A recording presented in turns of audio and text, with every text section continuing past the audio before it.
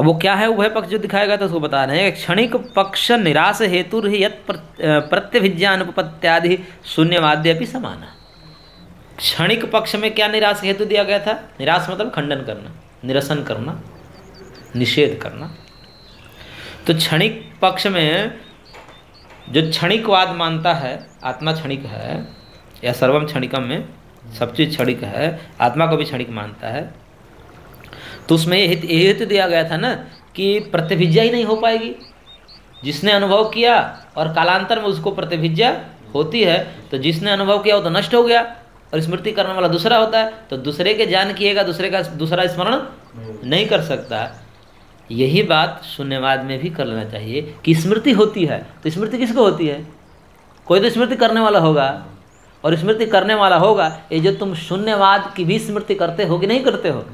शून्यवाद होता है, तो ये जो शून्यवाद होता है इसका भी स्मरण तुमको है, तो ये स्मरण करने वाला कौन है? और यदि है तो फिर शून्य कैसे? और यदि शून्य है तो फिर ये सिद्धांत कैसा? ये सिद्धांत भी तुम्हारा शून्य है, फिर हो जाएगा ना। तो ये प्रतिभिज्ञा आदि वाला हेतु यहाँ पर भी जोड़ करके इसका खंडन कर देना चाहिए। तथा विज्ञान पक्ष निराश हेतु बाह्य प्रतीत्यादि अपि अत्र समान इत्यर्थः। और जो विज्ञान पक्ष में निराश के लिए क्या कहा जाता है कि बाह्य विषयों की प्रतीति होती है, आप उसको निराश, उसको भ्रम कैसे कह सकते हो? भाई भ्रम किसे कहते हैं? स्वप्न किसे कहते हैं? बाह्य विषयों को जो है विज्ञानवादी कहता था कि विज्ञान ही सत्य है, बाह्य विषय सब असत्य है, स्वप्न की भांति मिथ्या है। तो मिथ्या का क्या स्वरूप है? वास्तव में जो जैसा नहीं है वैसा दिखना। मिथ्या ज्ञान कैसे निश्चय होता है? दोबारा देखते हैं तो फिर वो पता चल जाता है कि रात को जो देखे थे वो तो नहीं है। उसको ऐसे बोलिए ना, जो ज्ञानांतर से बाधित हो जाता है, जो भिन्न ज्ञान से बाधित हो जाता है, नष्ट हो जाता है, उसे हम स्वप्न कहते हैं। स्वप्न ज्ञान किससे बाधित होता है? जागृत ज्ञान से बाधित हो जाता है। रज्जु ज्ञान, ये सर्प ज्ञान किससे बाधित होता है? रज्जु ज्ञान से बाधित होता है। तो जो ज्ञानांतर से बाधित हो जाए उसे स्वप्न कहते हैं। अब ये बताइए, जागृत का ज्ञान किससे नाश होता है? जागृत का नाश स्वप्न से होता है। स्वप्न का नाश जागृत से सुना गया, देखा गया है, परंतु जागृत का नाश किसी से नहीं देखा गया आज तक, अभी तक देखा नहीं गया। तो आप इसको मिथ्या कैसे कर सकते हो? और जब मिथ्या नहीं कर सकते फिर शून्य भी कैसे कर सकते हो? तो जो विज्ञानवादी में हेतु दिया गया था कि बाह्य विषय की प्रतीति होती है, वही इससे भी पूछना चाहिए, जब शून्य कर रहे थे प्रतीति कैसी? तुमको दो तमाचा मारेंगे और कहेंगे सर्वम शून्यम, दर्द हो रहा है। बोले नहीं, शून्य शून्यम कहाँ दर्द हो रहा है? दर्द कहाँ होता है? ना दर्द होता है, ना सुख होता है, ना दुख होता है। सर्वम शून्यम, दो तमाचा लगाएंगे तुमको। तो ऐसा होता है कि नहीं? फिर कहेंगे नहीं नहीं दर्द तो होता है। फिर दर्द होता है तो शून्य कहाँ है फिर? हाँ?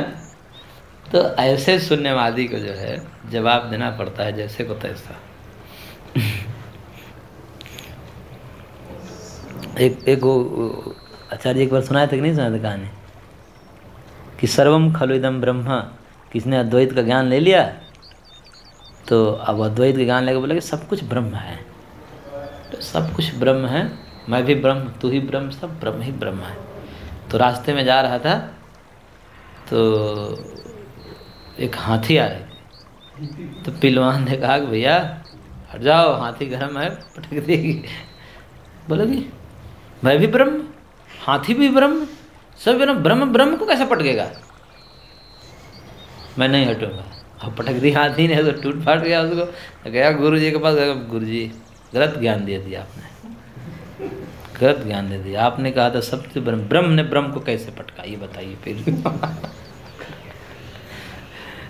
तो बोला कि बेटा काहे ज्ञान का दुरुपयोग कर रहे हो? हमने जब सब में ब्रह्म कहा तो पिलवान जो बोल रहा था घट जा, उसमें ब्रह्म नहीं देखा तूने? उसमें भी तो ब्रह्म था, वही तो कह रहा है घट जा बेटा। तो ऐसे दुरुपयोग जो है पटकने पर ही मानते हैं, फिर टूटने फटने पर फिर इनको बोध होता है असली ज्ञान का। जैसे शून्यवादी को जो है कोई मारे, दर्द होता है, दर्द हुआ कि नहीं हुआ? बोला कि नहीं हुआ, और मार फिर। जब तक ये ना कहे कि नहीं दर्द हो रहा है, फिर कहे शून्य कहाँ, दर्द है, फिर दुख है।